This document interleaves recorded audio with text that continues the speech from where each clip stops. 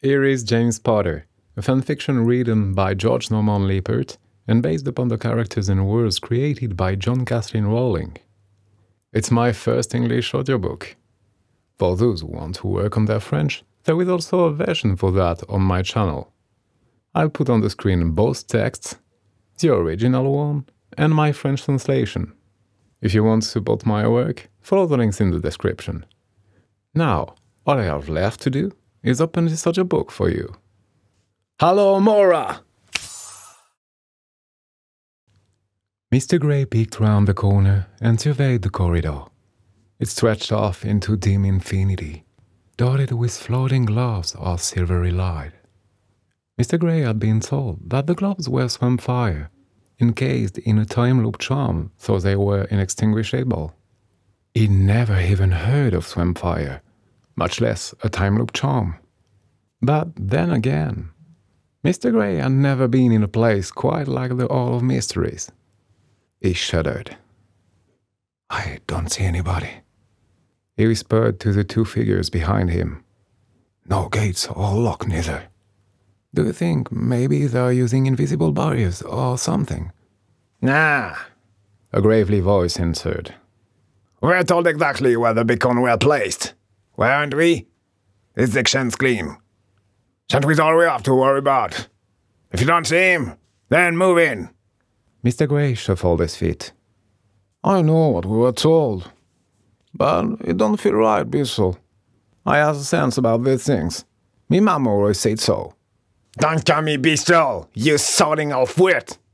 Said the gravely voice, which belonged to a particularly grisly goblin in black shirt and trousers. I'm Mr. Saffron when we're on the job. And blast your sixth sense. You're just a great coward whenever you get in an unfamiliar place. The sooner we get on, the sooner it will be over, and we'll be back to the shack to celebrate. The third figure, a tall, old man with a pointed white goatee, stepped past Mr. Saffron and walked casually down the corridor, scanning the doors. So Mr. Pink does it? Mr. Saffron said, following closely and glancing around. Now's to trust his information. He does. No sentry, no problem. Right, Mr. Pink? Mr. Gray trailed behind Mr. Saffron, frowning massively and watching the mysterious doors. There were hundreds, maybe thousands of them along the endless corridor. None had names or markings of any kind. In the lead, Mr. Pink could be heard counting softly under his breath.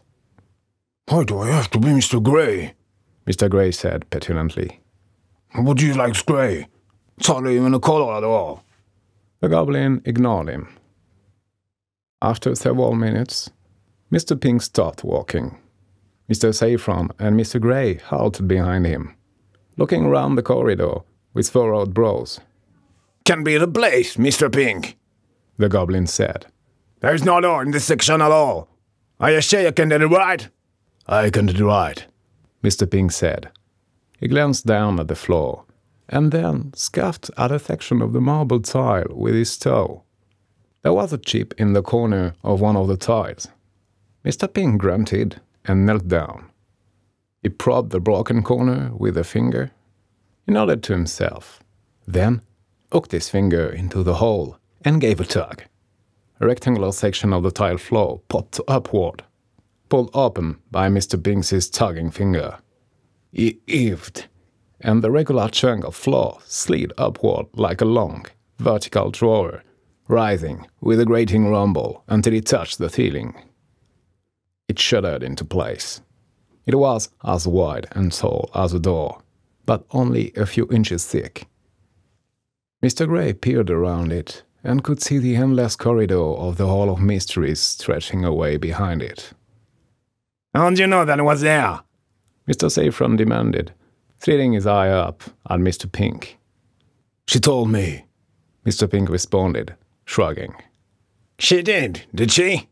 Anything else you might know that you haven't told us about yet? "Just enough to get us there. You're the lockmaster, Mr. Gray the heavy hand, and I'm the mobber.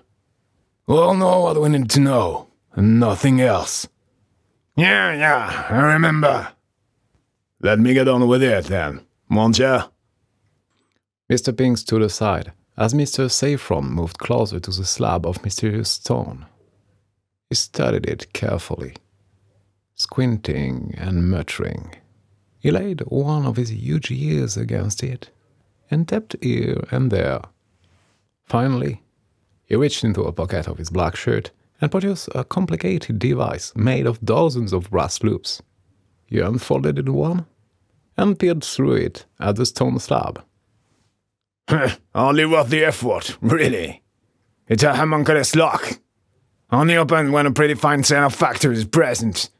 Could be it only opens when a red-headed lass sings the national anthem of Atlantis at 3 o'clock on a Thursday. Or when the light of the setting sun is reflected through a cracked mirror onto a god's eye. Or when Mr. Grey arcs a buggy onto a purple newt. I've seen some gun homunculus factors in my time, yeah. Is it a good one, then? Mr. Grey asked rather hopefully. The goblin grinned, showing a lot of tiny, pointed teeth. Like Mr. Pink says, isn't it? We all knows why we need to get the job done. He reached into another pocket and produced a tiny glass vial filled with red powder. Carefully, the goblin uncoated the vial and appended the contents onto the floor before the stone slab. The powder swirled and eddied as it fell, so that as it hit the ground, it formed an unnaturally regular pattern. Mr. Grey peered down and saw that it had formed the shape of a skeletal hand with one finger pointing toward the slab. Mr. Saffron produced a tiny brass tool and muttered, Ekinimas. A narrow beam of greenish light glowed from the end of the tool. The goblin squatted and carefully led the tool across the bony hand so that the light pointed at the exact angle of the pointing skeletal finger. Mr. Grey gasped and took a step backward. Then, in the carefully arranged light of Mr. Saffron's tool, the rough stone surface of the slab was no longer random. The play of light and shadow revealed an ornate engraving of a grinning skeleton surrounded by dancing, impish shapes. The skeleton's right hand was outstretched, forming something like a door handle. The left hand was missing, and Mr. Pink shuddered again, realizing it was the shape formed in red powder on the floor. It's a danse macabre, Mr. Saffron said, studying the engraving. A dance of death, revealed with powdered dragon's blood and cavern night. Yeah, it's a good one, Grey. Is it unlocked, then? Mr. Pink asked briskly. Never was locked. We just had to know where to grasp. Feel free to do the honors, Mr. Pink. The tall, bearded man approached the slab, careful not to block the greenish light. He reached forward and wrapped his arm around the outstretched fist of the skeletal engraving. He turned it, producing a low, grinding click. The engraved shape of the door swung inwards, revealing a large, dark space and a sound of distant, dripping water. Cold air pushed out of the opening, filling the corridor and ruffling Mr. Saffron's black shirt. Mr. Grey shivered as the sweat on his forehead went cold. Where'd that go to? That space and even here, if you know what I mean. Of course it isn't, Mr. Saffron replied tersely, but he was clearly shaken as well. It's the hidden depository. We were told about it, just like everything else. That's where the chest is. Come now, we haven't much time. Mr. Pink led them through the doorway, ducking to fit through. It became apparent, by the smell and the echo of their footsteps, that they were in a deep cavern. Mr. Pink produced his wand and illuminated it, but it revealed little more than the shiny, wet rock beneath their feet. The blackness sucked out the light, and Mr. Grey had the sense that they were in a place so deep that it had never known sunlight. Raw, musty cold pressed onto their skin, chilling them after the warmth of the corridor.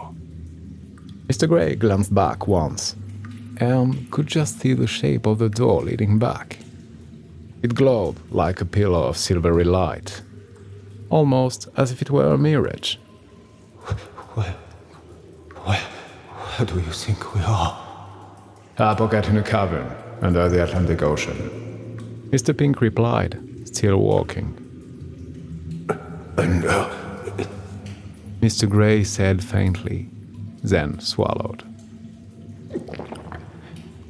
I got a bad sense about this. Really bad. I want to go back. Bissell. Don't call me Bissell, the goblin said automatically. What's in this chest anyway? It better be worth a lot.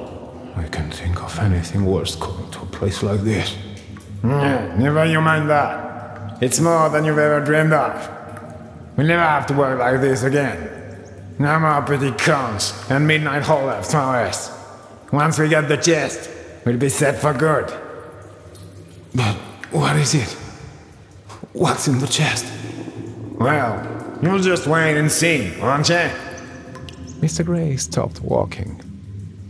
You don't know, do you? It doesn't matter what it is, you great dummy. We were told it was more than we could ever dream of, weren't we? All we have to do is nick the box and give the 20% share to our inside informer. They hardly help us break into the Ministry of Magic if they didn't have a price beat of swag in mind, would they? Mr. Pink knows what it is anyway. Why don't you ask him? I don't know either. There was a long moment of silence. Mr. Gray heard the steady drip of water echoing out of the darkness. Finally, Mr. Saffron said, You don't know neither? Mr. Pink shook his head slowly, barely visible in his own warm light. The goblin frowned. Each of us only knows what we need to know, right? All we need to know is where to go. Once we get there, we'll know what to do. The goblin nodded, remembering. All right then. Let's go, Mr. Pink. You're the mapper. We are there. It's Gray's job from here. He turned and shone his wand ahead of them. A horrible, monstrous face loomed out of the blackness, lit in the feeble silvery light. Mr. Gray's knees went watery. It's just a statue, you ninny. It's a dragon's head we were told about. Go on and upon it. Earn your share, Mr. Gray. I hate that name. Mr. Gray said, walking toward the dragon's head statue. It was taller than he was, formed eerily from the stalactites and stalagmites of the cavern wall. I wanted to be Mr. Purple. I like purple.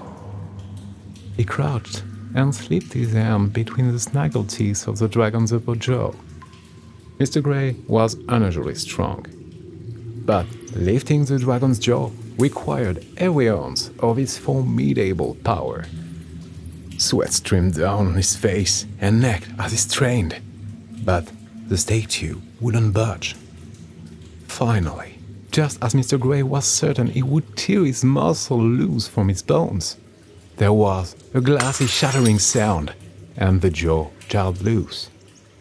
The stalactites that formed the hinge of the jaw had broken. Mr. Gray heaved the jaw upward until it was high enough for the others to scramble through.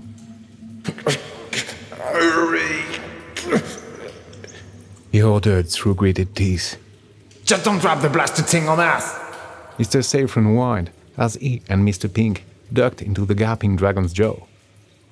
The opening behind the dragon's head was low and almost perfectly round. Stalactites and stalagmites surrounded the space like pillars supporting a smooth, domed ceiling. The stone floor was terraced, leading down to the center, where a strange shape sat in the darkness. It's not a chest, Mr. Pink stated flatly. No, Mr. Saffron agreed. but it's the only thing here, isn't it? Think we can lug it between us? Mr. Pink descended the terraces, leaving the goblin to scramble after him. They studied the object for a moment, and then Mr. Pink placed his wand between his teeth. He bent down, grasping the object, and nodded to the goblin to grasp the other side. It was surprisingly light, though crusted with calcium and mineral. Clumsily, they carried the object between them, hefting it up the terraces.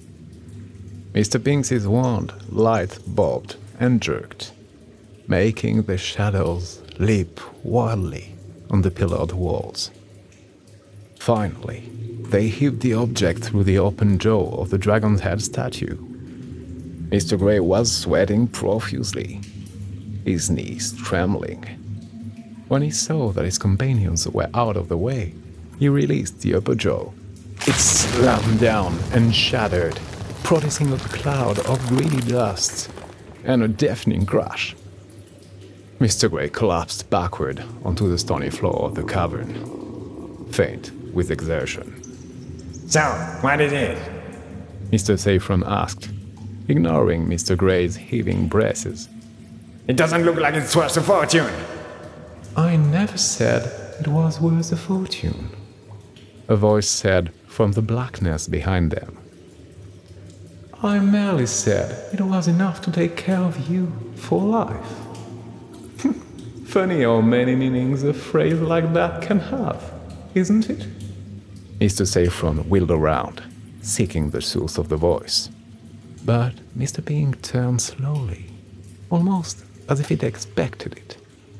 A shape formed out of the darkness. It was draped in black robes. The face was obscured behind a horrible glinting mask. Two more similarly dressed figures emerged from the darkness. I recognize your voice, Mr. Pink said. I should have known.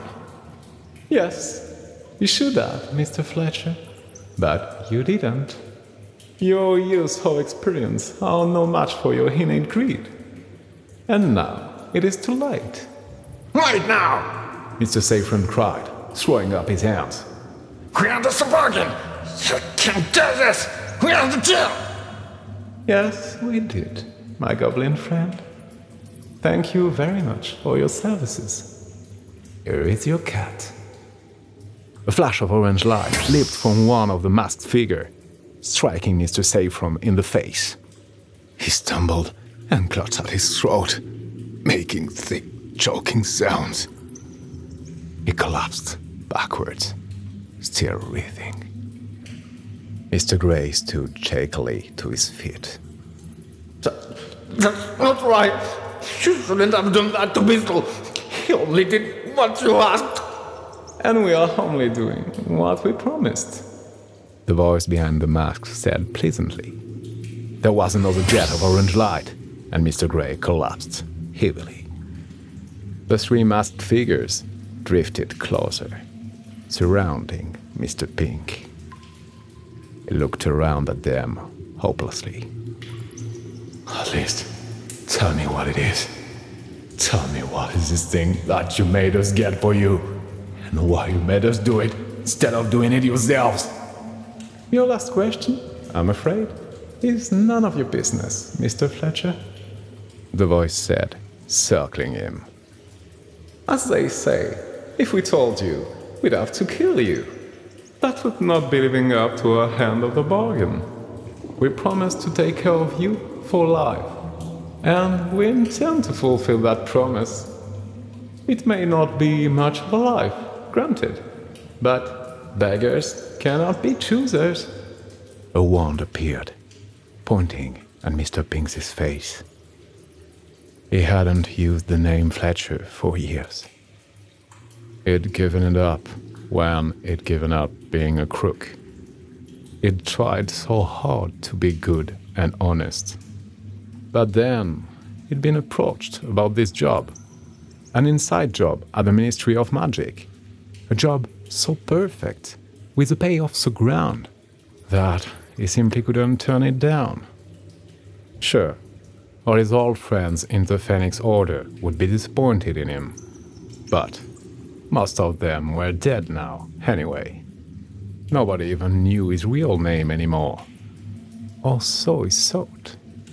Apparently, these people had known who he really was all along. They'd used him, and now he was going to be disposed of. It was fitting, in a way. He sighed. The voice went on. As for your first question, however, I expect we can answer that. It seems only fair. And after today, who could you possibly tell? You came looking for a chest of riches because you are a small man with small hands. We are not small, Mr. Fletcher. Our hands are grand, and thanks to you and your court, we now have everything we need to accomplish the things. Our goal is power, and what you see here is the means to that power. What you see here, Mr. Fletcher, is simply the end of your world. Hopelessness filled Mundungus Fletcher, and he fell to his knees. When the jet of orange light struck him, choking him, covering him with darkness, he welcomed it. He embraced it.